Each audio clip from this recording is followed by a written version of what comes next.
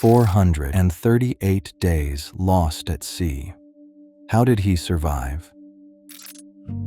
Sit with me for a moment, because this one is not a mystery in the conventional sense. The man was found. His story was told.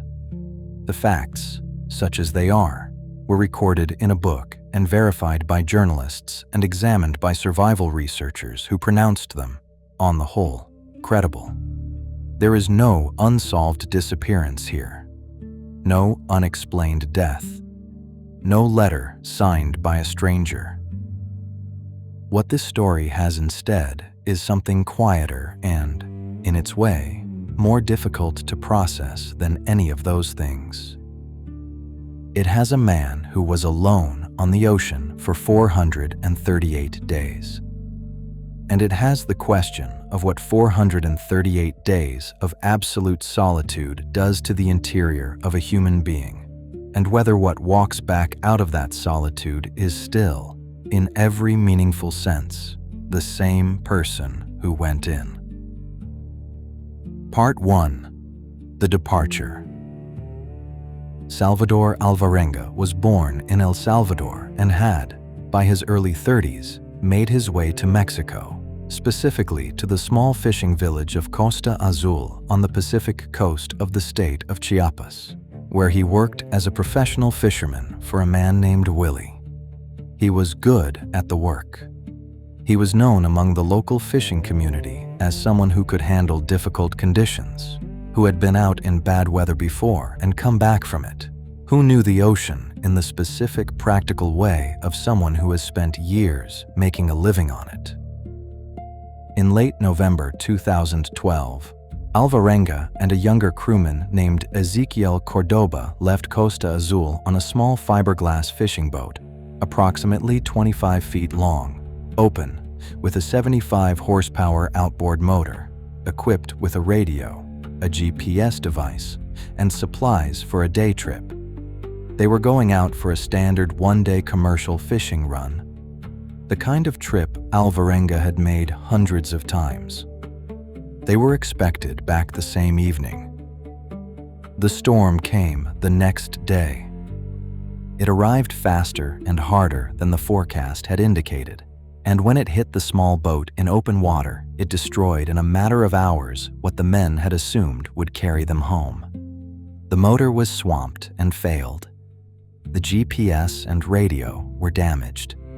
The cooler of food they had brought was lost over the side. The shark fins they had caught, their cargo, their day's work, went with it. Alvarenga tried to reach shore. The currents would not allow it.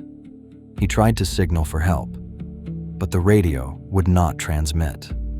He called his employer on a mobile phone, but the call only connected briefly, just long enough for Willie to alert the Coast Guard, but not long enough to establish a position. A search was launched. The search found absolutely nothing. The ocean kept them. Part 2. The Drift. The Pacific is the largest body of water on the surface of the Earth, covering approximately 63 million square miles. The currents of the North Pacific Gyre move in a clockwise rotation that, depending on where a vessel enters them and what propulsion it lacks, can carry an object, or a person, across thousands of miles of open water in a direction that has nothing to do with where the person wants to go. Alvarenga and Cordoba drifted. In the first weeks, they caught rainwater in whatever containers remained on the boat. They caught fish with their hands and with improvised lines. They ate sea turtles.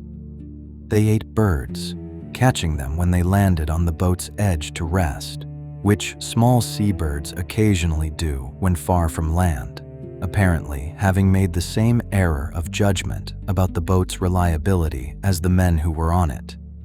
They drank turtle blood when the rain failed. It was, by any clinical assessment of survival strategy, remarkably effective. Alvarenga was keeping them alive through a combination of skill, experience, and the specific practical creativity of someone who has been on the ocean long enough to understand what it offers and what it takes. He was trying his best to keep them alive, but he could not keep Ezequiel Cordoba alive for much longer. Cordoba was younger, 22, from inland. He had less experience with the ocean than Alvarenga did, and weeks of exposure, inadequate nutrition, and the psychological weight of open water isolation were taking a toll on his body that his younger, less experienced frame could not absorb the way Alvarenga's could. He began to refuse food sometime in the late weeks of 2012. He told Alvarenga he was going to die. He asked Alvarenga not to eat his body. In January 2013, approximately 4 to 6 weeks after their departure, Ezequiel Cordoba died on the boat. Alvarenga, alone, committed his body to the ocean. The precise date is not recorded because Alvarenga, by this point, had lost reliable track of dates. He had been keeping time by the moon. He estimated it was January. He was now alone, as he would be for the next 12 to 13 months. Part 3. The Solitude. 438 days is approximately 14 and a half months. In those 14 and a half months, Salvador Alvarenga saw no other vessel close enough to signal. He was passed at a distance by ships that did not see him, a small open boat in the Pacific, his signaling capacity destroyed, the ocean indifferent to the distinction between visible and invisible. He drifted thousands of miles. The gyre carried him west across the Pacific, away from the Americas and toward the Marshall Islands, a distance, by the time he arrived, of approximately 6,700 miles from where he had started. What occupied those months? The interior experience of a man alone on the ocean for over a year is recorded in a book written with journalist Jonathan Franklin and published in 2016, and it is in this record that the story takes on a quality that survival accounts do not usually have. Alvarenga talked, not to anyone who could hear him, but to Cordoba's spirit, which he experienced as present on the boat with him across the months that followed the young man's death. Not as an abstract comfort or a psychological coping mechanism that he later rationalized, but as a genuine experience of company, of presence, of something that kept him oriented toward another person rather than collapsing entirely inward. He also talked to God. He argued with God. He threatened God. He told God, at certain points in the ordeal, that if a fish did not arrive in the next period of time, he would stop believing. The fish generally arrived. He sang.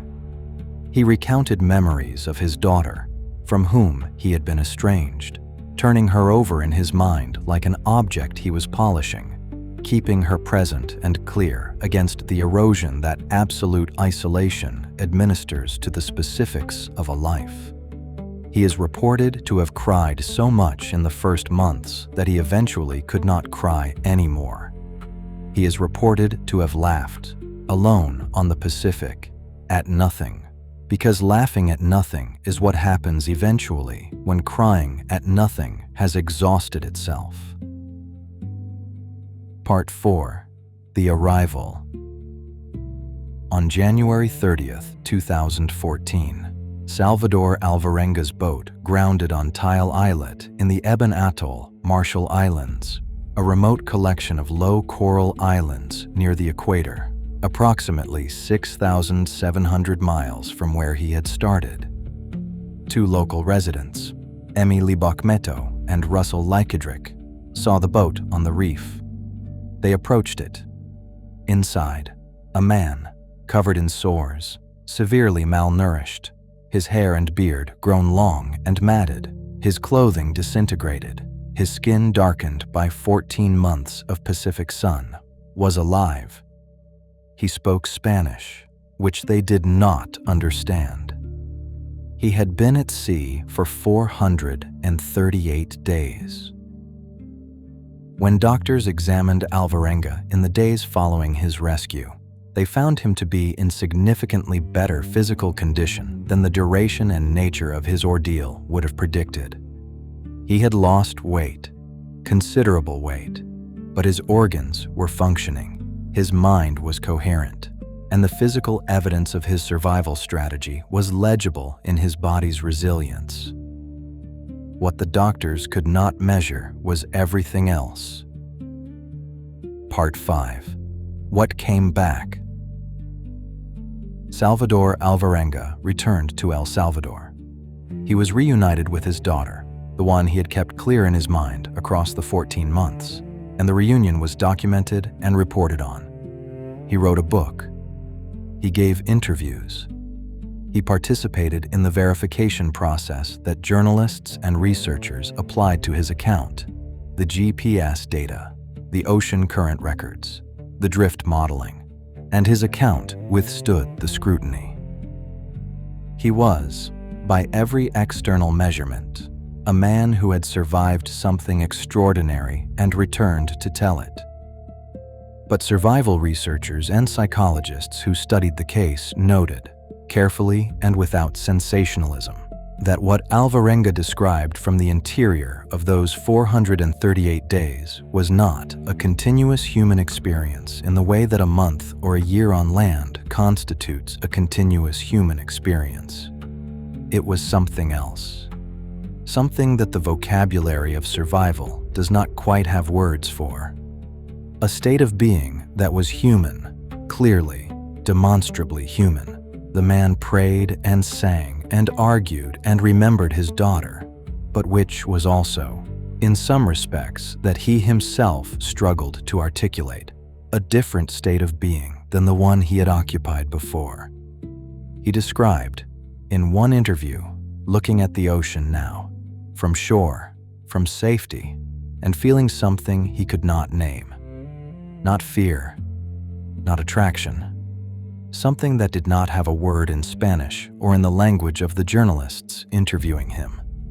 The ocean had held him for over a year. It had taken Cordoba and kept him. It had given Alvarenga back. Whether what it gave back was the same configuration of memories and habits and fears and loves that boarded a 25-foot fishing boat in Costa Azul on a November morning in 2012. Or whether 438 days of Pacific solitude, of turtle blood and seabird and Cordoba's presence and the arguments with God, had produced something that wore Salvador Alvarenga's face and carried his memories but constituted, in some interior and unverifiable sense, a different arrangement of the same material, is a question that the ocean, as always, does not answer.